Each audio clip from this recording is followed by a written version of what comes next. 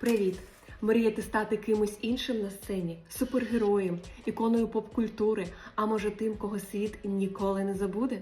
Тоді категорія театр створена спеціально для вас. Ця категорія для тих, хто любить перевтілення. Тут важливі харизма та артистизм більше за техніку або трюки. Обирайте будь-кого з поп-культури – кіно, музики, ігор, міфів, реальних або вигаданих героїв. Від Лари Крофт до Леді Гаги, від Фредді Меркурі до богів.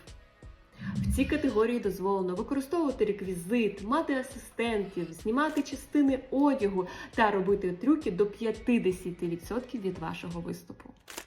Уже маєте когось культового на думці?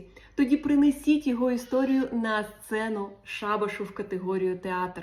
Подавайте заявку прямо зараз на сайті shabashexotic.com і зустрінемося на сцені Шабаш.